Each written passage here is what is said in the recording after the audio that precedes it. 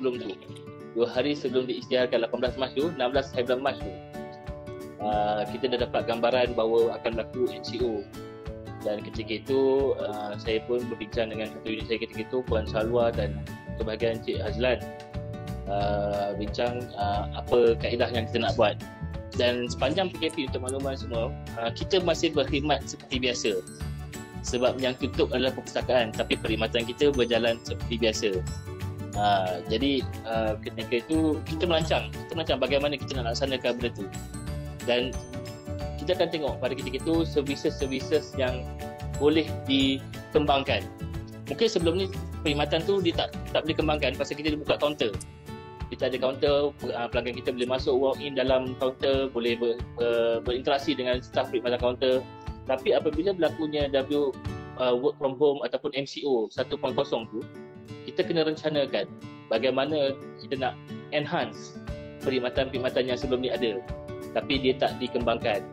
Dan Alhamdulillah kita merancang bahawa kita pada ketika itu, bila kita work from home ni, sekarang ni adalah untuk kita untuk mengupdate, sebab kerja saya banyak melibatkan koleksi. Kita mengupdate skor sebab koleksi skor ni banyak yang lokasi ni salah dalam sistem. Jadi kita sekarang dalam proses untuk mengupdate sistem lah, nak tallykan bahan dengan sistem tu sama lah.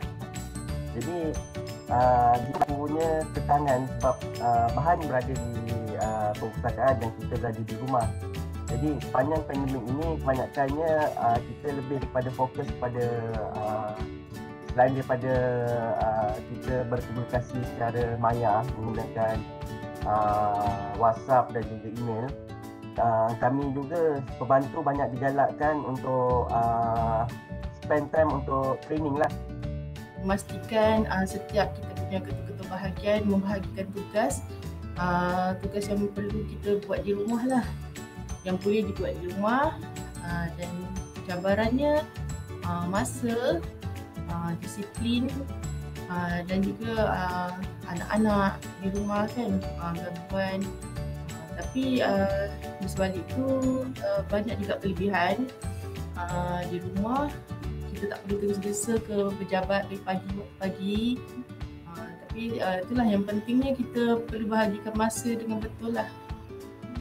Mana kita dah dapat suatu tugasan tu, kita perlu bahagikan. Mana kita dah selesai tugas-tugasan rumah dengan lebih awal daripada masa yang kita sepatutnya kan, kita dah adjust.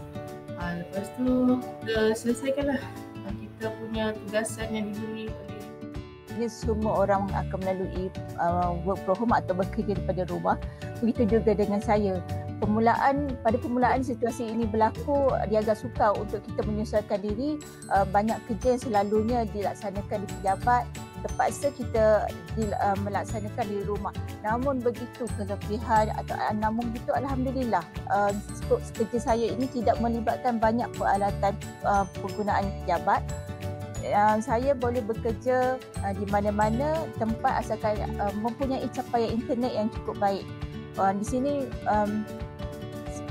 disebabkan pandemik inilah barulah kita mengetahui banyaknya platform-platform yang ataupun kemudahan yang disediakan untuk kita memberi pengajaran ataupun pembelajaran kepada pihak perpustakaan.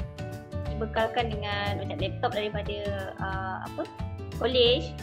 Jadi kemudahan yang ada ialah macam kerja kami bukannya menggunakan laptop sendiri, tak ada laptop sendiri. Jadi kalau nak buat kerja tu memang agak payah lah.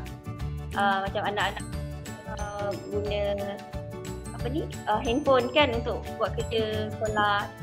Dengan handphone agak terbatas kalau kita nak buat kerja. Permulaan PKP dulu memang susah sikit lah nak membiasakan diri, sebab perolehan ni kebanyakannya dia adalah kerja-kerja yang berbentuk yang practical and physical. Maknanya benda tu kena ada. Kita jarang yang menggunakan yang alam maya ni, sebab apa benda yang ada tu macam buku tu physical. So benda-benda tu bila tak ada, kita tak dapat buat kerja mula-mula tu. So yang rasa susah sikit lah nak buat kerja, sebab masa mula-mula kita baru lepas buat pemilihan buku dan buat pesanan buku. So barang-barang tu dalam proses untuk sampai. Maknanya kita tak boleh buat apa-apa lagi masa tu.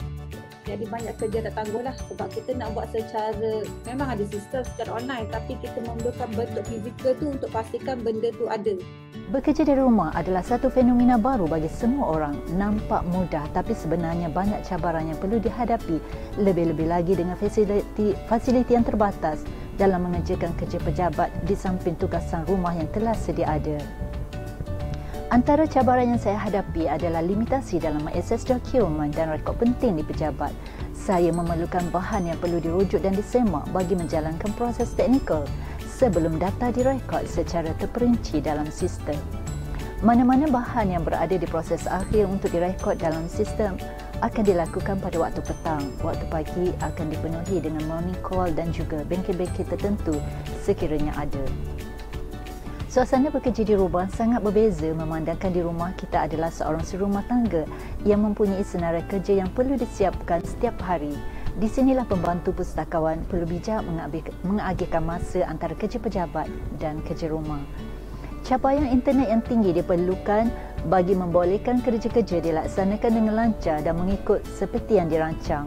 Selain komunikasi dua hala dapat dilaksanakan dengan baik, seperti panggilan telefon, email, mesyuarat secara online dan WhatsApp. Dalam menghadapi IR 4.0, media sosial memainkan peranan yang penting dan sangat membantu kerana penggunaannya lebih cepat, mudah serta memenuhi kehendak semasa. Kita tidak harus membiarkan teknologi ini tanpa menimba ilmu pengetahuan di dalam mengaplikasikannya dalam bidang perpustakaan. Diharapkan dengan usaha dan semangat untuk menambah ilmu dan kepakaran ini dapatlah menyumbang kepada penghasilan kerja yang lebih